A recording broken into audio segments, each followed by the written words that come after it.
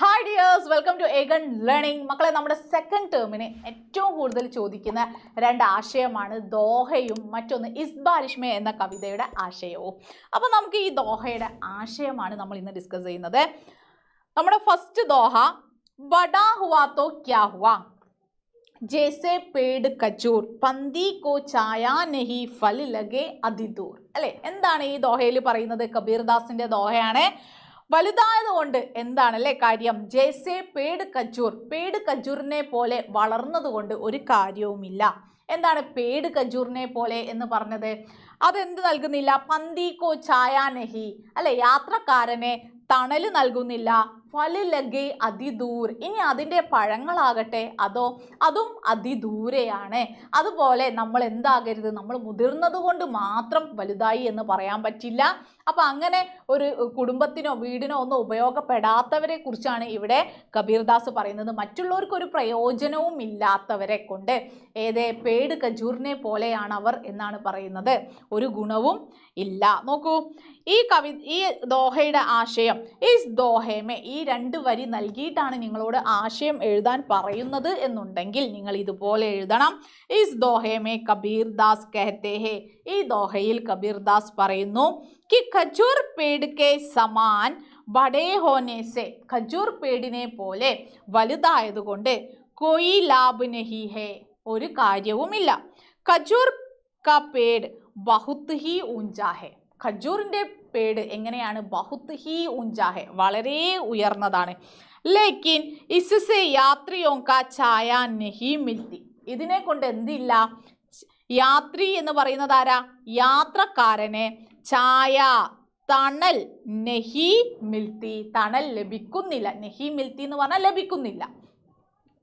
ഫല് B നഹി മിൽത്തെ, പിന്നെയോ ഫലവും കിട്ടുന്നില്ല.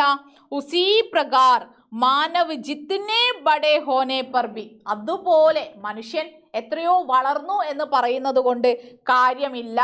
ദൂസരോ കെ ഹിത് ന ചാഹേ തോ, മറ്റുള്ളവരുടെ ആവശ്യങ്ങൾ, ഹിത് എന്ന് പറഞ്ഞാൽ എന്താണ്? ആവശ്യം. മറ്റുള്ളവരുടെ ഹിതം മനസ്സിലാക്കി പ്രവർത്തിക്കാൻ പറ്റുന്നില്ല എന്നുണ്ടെങ്കിൽ ഉസേ കോയി ഫായദ നഹി ഹെ, അവരെ കൊണ്ട് യാതൊരു ഫായദ എന്ന് പറഞ്ഞാൽ ഉപകാരം, ഒരു ഉപകാരവും അവരെ കൊണ്ട് ഇല്ല എന്നാണ് പറയുന്നത്. അടുത്ത ദോഹയാണ് റഹീം വേ നർ ധന്യ ഹെ പർ ഉപകാരി അങ്ക്, അല്ലെ, റഹീമിന്റെ ദോഹയാണ്. റഹീം പറയാണ് ആ മനുഷ്യർ ധന്യരാണ്. എങ്ങനെ? പരോപകാരി അങ്ക്, പരോപകാരം ചെയ്യുന്ന അവയവം. ബാണ്ട് പാരെ കോ ലഗെ ജോ മെഹന്തി കോ രംഗ്, അപ്പോൾ ഏതുപോലെ മൈലാഞ്ചി നമ്മൾ ഒരാൾക്ക് കൊടുക്കുമ്പോൾ നമ്മുടെ കയ്യിലും ആ മൈലാഞ്ചിയുടെ നിറം ഉണ്ടാകുന്നത് പോലെ നമ്മൾ ഒരാൾക്ക് ഉപകാരം ചെയ്യുകയാണെങ്കിൽ ആ ഉപകാരം ചെയ്യുന്ന ആൾ എന്താണ്? അയാളിലും അതാ നന്മ ഉണ്ടാകും. നോക്കൂ, ഇസ് ദോഹേ മേ റഹീം പരോപകാർ കെ മഹത്ത് കെ ബാരെ മേ ബതാത്തെ ഹെ, ഈ രണ്ട് വരികളാണ് നൽകുന്നത് എന്നുണ്ടെങ്കിൽ നിങ്ങൾ വായിച്ചു മനസ്സിലാക്കണം. ഇവിടെ ഒരു കാര്യം കൂടി നിങ്ങൾ മനസ്സിലാക്കണം. നർ എന്ന വാക്കിന്റെ അർത്ഥം മനുഷ്യ എന്നാണ്. പലപ്പോഴും ഇങ്ങനെ വേർഡ് മീനിങ്ങും ചോദിക്കും കേട്ടോ. രണ്ട് വരി ദോഹ നൽകിയിട്ട് അതിലുള്ള ഒരു വേർഡിന്റെ അർത്ഥം ചോദിക്കും. അതല്ലെങ്കിൽ ആ ദോഹ എഴുതിയത് ആര് എന്ന് ചോദിക്കും. ഇവിടെ നിങ്ങൾക്കറിയാം റഹീം എന്ന് പറഞ്ഞുകൊണ്ട് തന്നെയാണ് തുടങ്ങുന്നത്. അതല്ലാത്ത മറ്റൊരു ദോഹ നേരത്തെ നമ്മൾ വായിച്ചില്ലേ, അല്ലെ, ബഡാ ഹുവാ തോ ക്യാ ഹുവാ ജൈസെ പേട് ഖജൂർ എന്ന് തുടങ്ങുന്ന ദോഹയാണെങ്കിൽ മനസ്സിലാക്കണം കബീർദാസ് ആണ്. അതാരുടെ രചനയാണ് എന്ന് ചോദിച്ചാൽ കബീർദാസിന്റെ വരികളാണ്. റഹീം കഹത്തെ ഹേ കി വേ മനുഷ്യ ധന്യ ഹേ, ഈ ദോഹയിൽ റഹീം പറയുന്നത് ഈ മനുഷ്യർ ധന്യരാണ്. ജിസ്കാ ശരീർ സദാ സബ്ക ഉപകാർ കർത്താ ഹെ, എങ്ങനെയുള്ളവരെ? അല്ലെ, അവരുടെ എങ്ങനെയുള്ള മനുഷ്യർ ധന്യരാണ്? അവരുടെ ശരീരം എപ്പോഴും മറ്റുള്ളവർക്ക് ഉപകാരങ്ങൾ ചെയ്യുന്നതായിരിക്കും. ജിസ് പ്രകാർ മെഹന്തി കാ രംഗ് ലഗാ രഹതാ ഹെ ഉസീ പ്രകാർ പരോപകാരി കാ ശരീർ ബി സുശോഭിത് രഹതാ ഹെ, ഏത് വിധമാണോ ഈ മെഹന്തി, അല്ലെ, നിറം നൽകുന്നത്, അതേപോലെ പരോപകാരം ചെയ്യുന്നവരും എപ്പോഴും സുശോഭിതരായിരിക്കും. പരോപകാർ കർനെ കാ സന്ദേശ് പ്രസ്തുത ദോഹേ മേ മിൽത്താ ഹെ, പരോപകാരം ചെയ്യുവാനുള്ള ഒരു സന്ദേശം, അല്ലെ, നമുക്ക് അതിനുള്ളൊരു പ്രേരണ നൽകുന്നതാണ് ഈ ദോഹ. അടുത്ത കവിതയാണ് നിങ്ങൾക്ക് 4 മാർക്കിന് ചോദിക്കുന്ന ഒരാശയമാണ് ഇസ് ബാരിഷ് മേ. നരേഷ് സക്സേനയുടെ കവിതയാണ് ഇസ് ബാരിഷ് മേ. ഈ കവിതയിൽ കവി പറയുന്നത് എന്താണ് നോക്കൂ.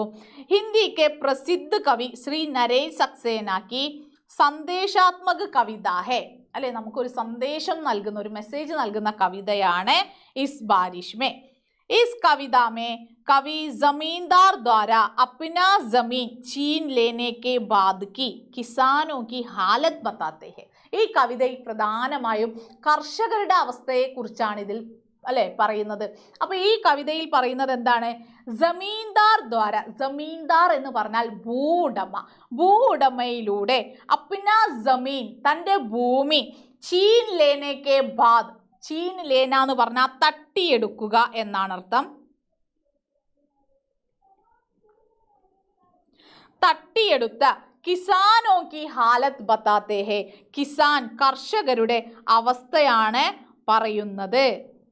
കവി കഹത്തെ ഹെ കിസാൻ കെ ജമീൻ ജമീന്ദാർ കെ പാസ് ഹെ. ഇവിടെ കവി പറയാണ് ഈ കവിതയിലെ കർഷകന്റെ ഭൂമി ആരുടെ അടുത്താണ്? ജന്മിയുടെ അടുത്താണ്. അപ്പോൾ ഉസ്കെ സാത്ത് ഉൻകെ ബാരിഷ് ബി ചലി ഗയി ഹെ, അതിനോടൊപ്പം അവരുടെ മഴയും ബാരിഷും പോയിട്ടുണ്ട്. എങ്ങോട്ട്?